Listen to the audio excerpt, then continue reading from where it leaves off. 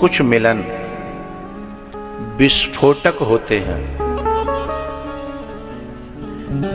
ये जो तार होते हैं ना बिजली के, एक दूसरे के ऊपर टूट के गिर जाएं तो विस्फोट होता है ना। तो ऐसे ही प्रकृति के कुछ ऐसे तत्व होते हैं या ऐसे व्यक्ति होते हैं, वो मिल जाएं तो विस्फोट होता है। लेकिन कुछ ऐसे होते हैं कि वो मिल जाए तो प्रकृति में प्रेम का संचार होता है, भक्ति का संचार होता है। तो ज्ञानी से ज्ञानी मिले तो होए ज्ञान की बात।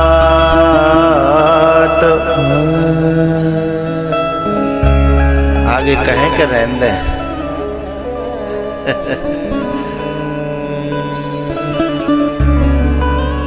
और मूरख से मूरख मिले तो के भूसा के ला।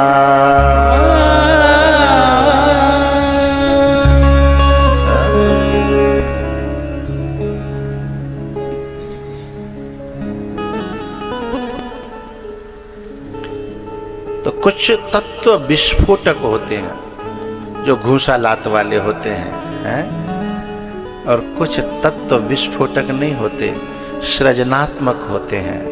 उनके मिलने से कुछ प्रकृति को मिलता है, संसार को मिलता है। अरे भैया बेसंत आ रहे हैं, दोनों मिलेंगे। उनकी मिलवेते ही संसार उनको देख करके ही, उनकी बातों से संसार को बहुत कुछ मिल जाएगा। वो आपस में बात करेंगे और संसार को यूं ही मिल जाएगा।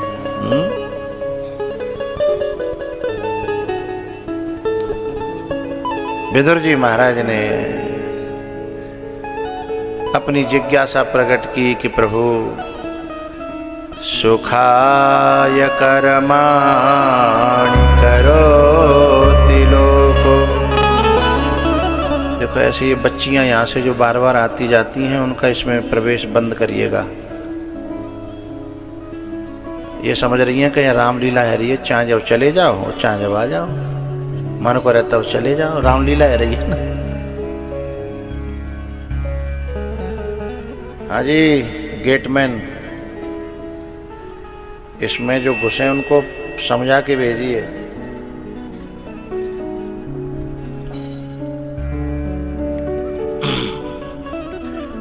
और कहोगे तो ना जानो तुम में थे।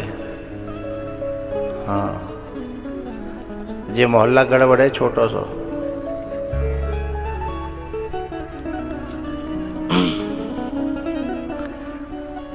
तो सुखाय कर्माणि करोति लोको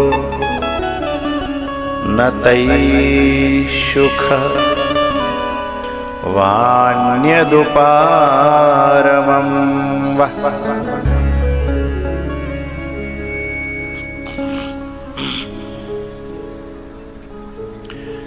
कुछ लोग जब पंडाल में घुसते हैं तो वहीं से धरती पे माथा टेकते हैं। तो मैं ये सोचता हूँ बैठ करके कि ये वही खेत है जिस पे आज माथा टेका जा रहा है। ठाकुर जी की पोथी विराजमान होने से यह वृंदावन बन गया है। और हमारे महेंद्र जी ने तो इसको सजाया और दिया है। वो ये झंडियां लगाई हैं ना, ओम ओम ओम ओम करके, बहुत अच्छा बनाया है। पार्किंग अलग, ये मंच का। अच्छा भाई हमारे जो फोटो टंग रहे का है वो बम्मा की पटरी पे, बामे नीचे हमारे पाम में काउन ईंट बांध के लटका देगी। मैंने कि भैया जी लंगड़ो करके छोड़ेंगे। कहा छोरे बालक ऐसा मेरे संग क्यों कर रहे हो भाई।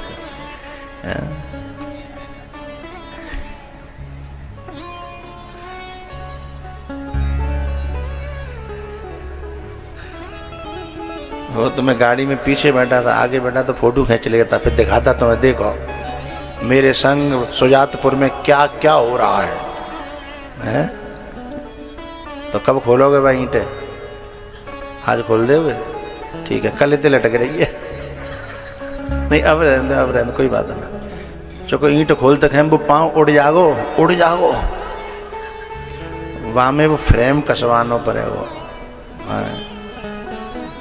बात कर लियो लंच में होती फ्रेम कस जागो तो न के चैनते हो 2-4 दिन ठाड़े रहेंगे वहाँ।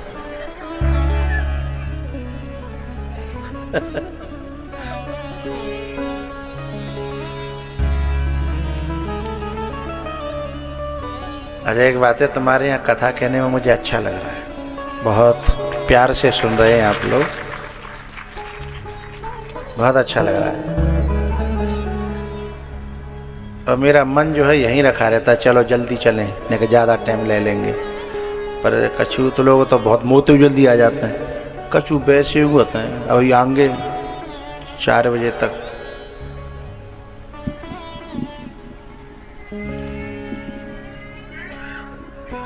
तो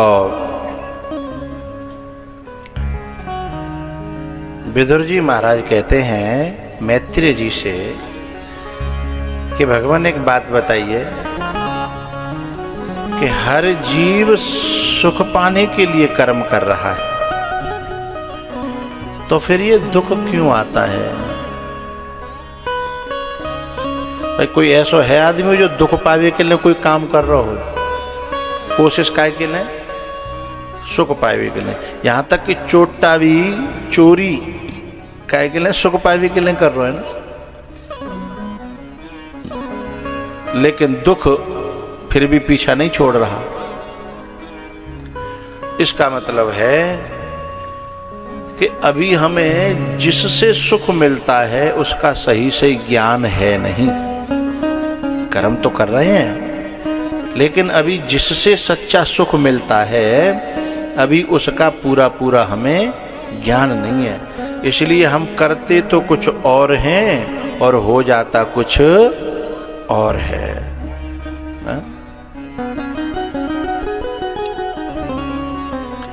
एक पंक्ति है बड़ी प्यारी, दुख तो अपना साथी है।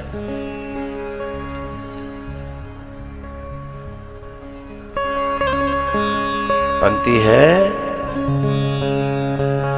राही मनवा सुख की चिंता क्यों सताती है, दुख तो अपना साथी है। सुना है किसी ने? आप लोगों में से किसी ने सुना है ना? हाँ देखो, शाबाश शाबाश।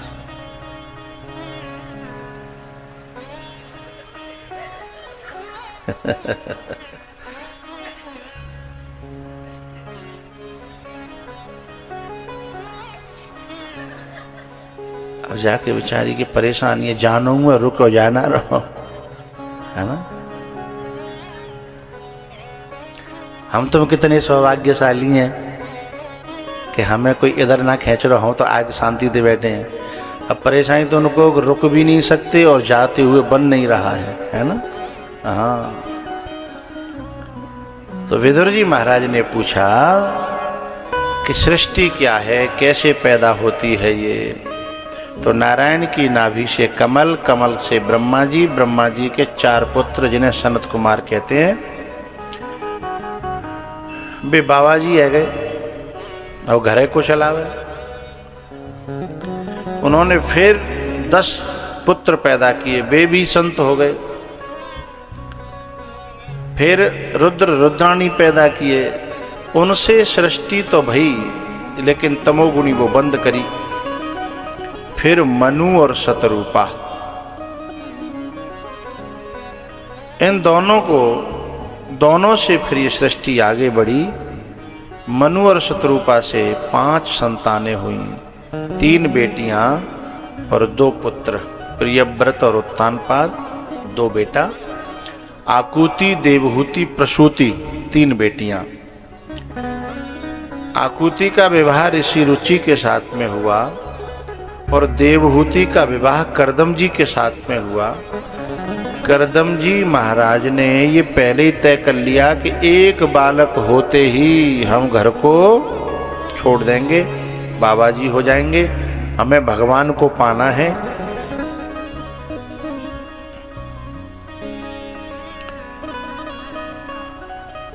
बोले जब भगवान को ही पाना है तो फिर गृहस्थ के चक्कर में क्या पड़ रहे हो? बोले गृहस्थ के चक्कर में इसलिए पड़ रहे हैं कि बाद में काऊ ने बहुत गुणगान करो और कहूँ जी लगी कि हम गृहस्थ देख के नहीं आए, क्योंकि ये ऐसो लड़ू आए जो खावे बहु पछतावे और जो न खावे बहु पछतावे। तो बोले कि हम जो है इस रास्ते से गुजर के जाना चाहते हैं। बोले ठीक है। अब उनके एक कन्या भई, दो भई, तीन भई, तेज भयो को छोरा है जागो तब जाएंगे। अब कन्या पे कन्या, 6 भई, 7 भई, 8 भई, अब न बाबा आवे और न घंटा बाजे, न बेटा होए और न बुझाए। जब 9 बेटियां हो गईं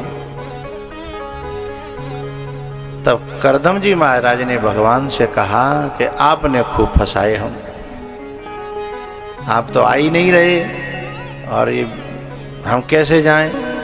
तब 10वें नंबर पर स्वयं जो है उनके यहाँ कपिल भगवान का अवतार हुआ बेटा के रूप में।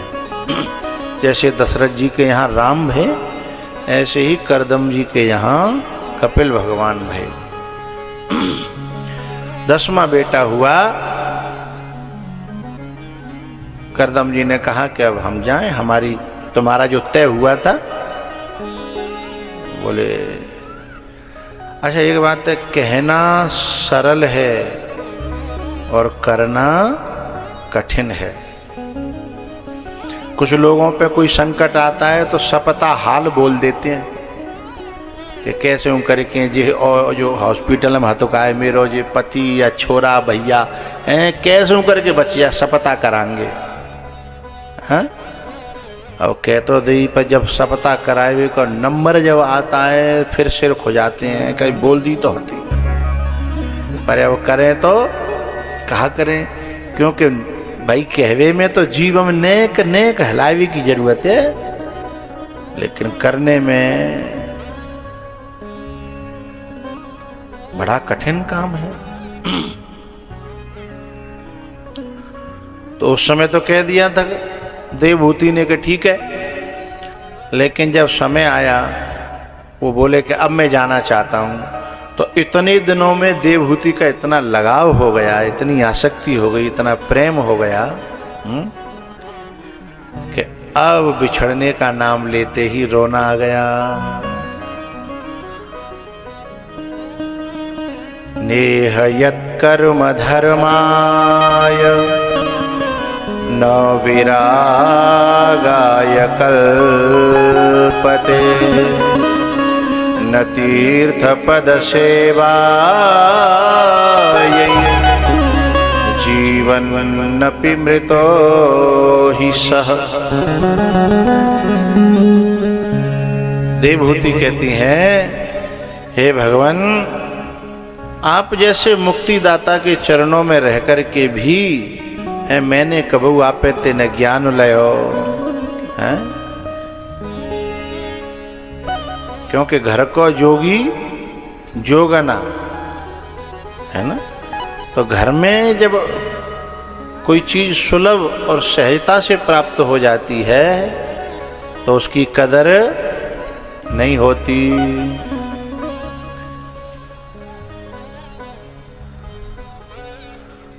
और जब वही चीज बड़ी मुश्किल से मिलती है कदर होती है।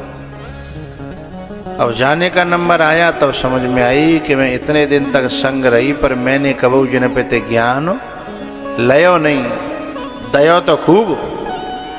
ये माताएं ज्यादातर अपने आदमी को ज्ञान देने की कोशिश करती हैं, लेने की यूँ कहती हैं अपने ज्ञान धल्ले अपनी जेब में, अपने बटुआ में। हमारी बात सुनो, तुम जज होंगे कोर्ट में, ये घर है ठीक है, तो कोई कितनों बड़ो जो है ज्ञानी होए ध्यानी होए, ये कार्यकर्ताओं से ये पूछना है कि ये केला की पन्नी और थैलियाँ ये आगे तक कैसे आ रही हैं। ये हमारे बाबा खड़े हैं प्रसाद लेकर के, यहाँ आ गए आगे।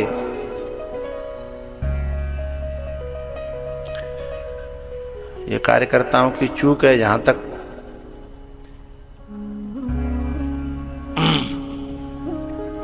तो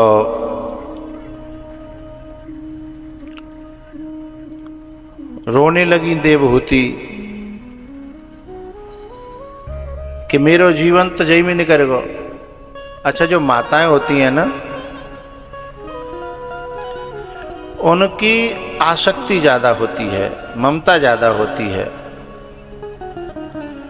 और जो ममता होती है, आसक्ति होती है, उसके लिए घर छोड़ना बड़ा मुश्किल होता है। आदमी की आसक्ति कम होती है, ममता कम होती है। वो चाहे तो 1 मिनट में घर को छोड़ सकता है, थोड़ा भी सत्संग करेगा। लेकिन माताएं पूरे जीवन भर सत्संग करेंगी तो भी ममता का छूटना मुश्किल है, बहुत कठिन है। क्यों भैया, गलत कह रहा हूं तो बताओ तुम। हाँ, माताओं की ममता गहरी होती है, पुरुषों की ममता थोड़ी कम होती है। इसलिए माता देवहूति कहती हैं कि मेरी कैसी कुमते मन बस गई रे, बस गई रे, ओ जिंदगानी भजन बिना लुट गई रे।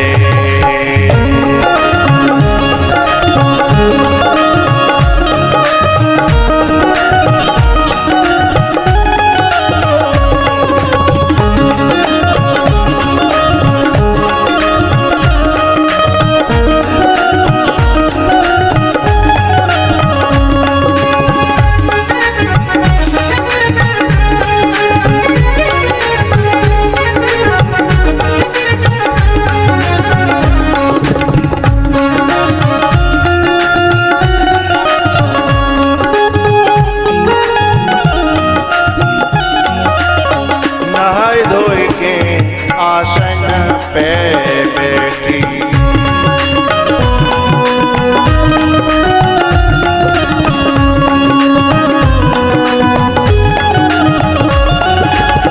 नहाए धोए के आसन पे बैठी,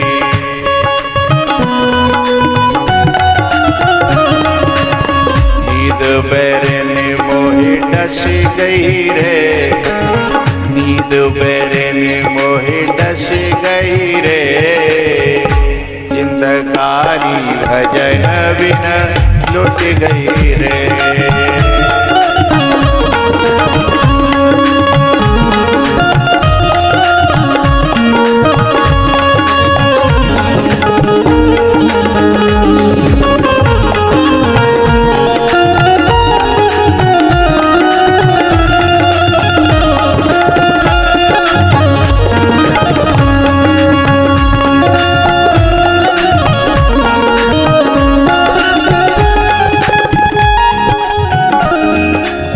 साधु संतों की मैंने सेवा न की,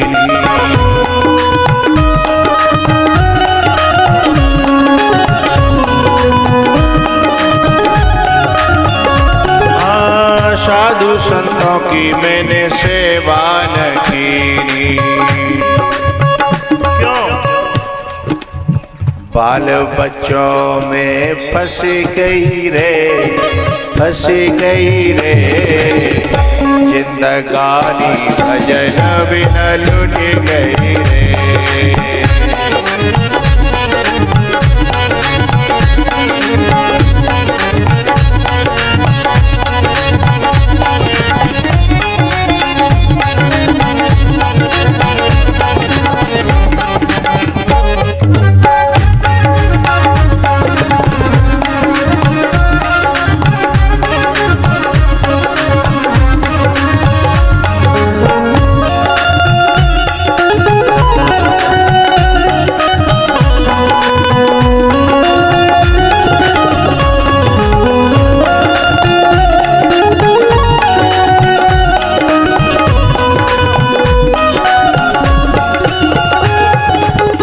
सास ससुर की सेवा न कीनी।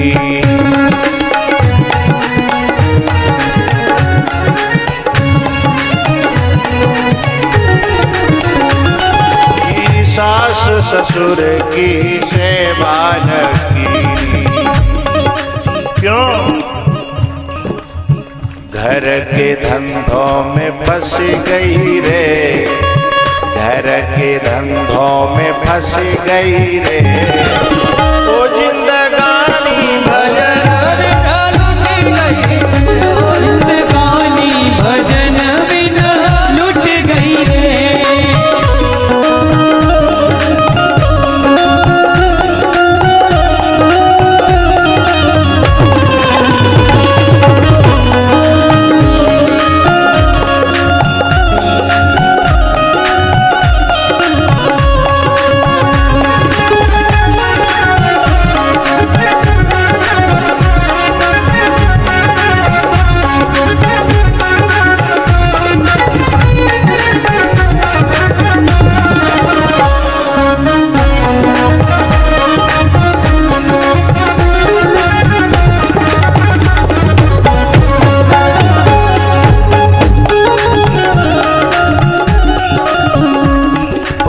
दान धर्म मैंने कुछ भी न किया,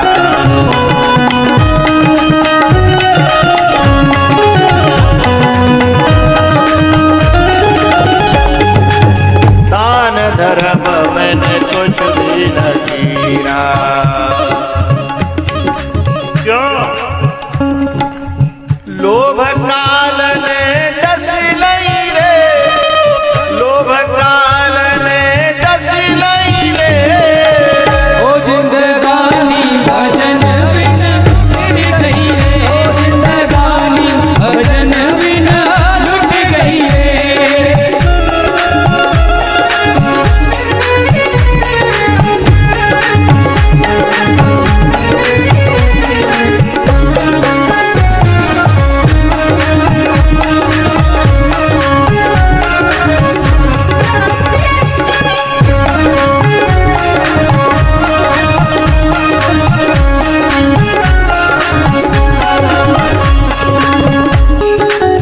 तीरथ व्रत मैंने कुछ भी न कीन्हा,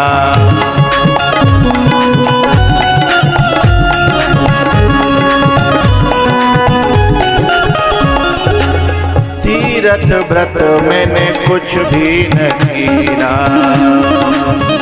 क्यों? तेरी मेरी में, तेरी मेरी में फंस गई रे, फंस गई रे, ओ जिंदगानी भजन बिना लुट गई रे, ओ जिंदगानी भजन बिना लुट गई रे।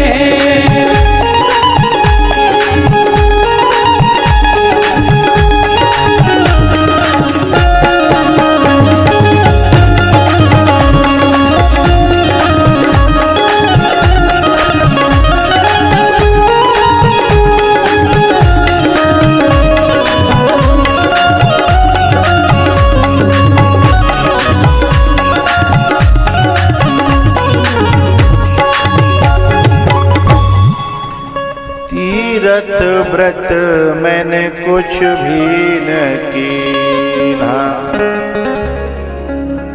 मैं तो तेरी मेरी में फंस गई रे, ओ फंस गई रे, जिंदगानी भजन बिना लूट गई रे, जिंदगानी भजन बिना लुट गई रे, जिंदगानी भजन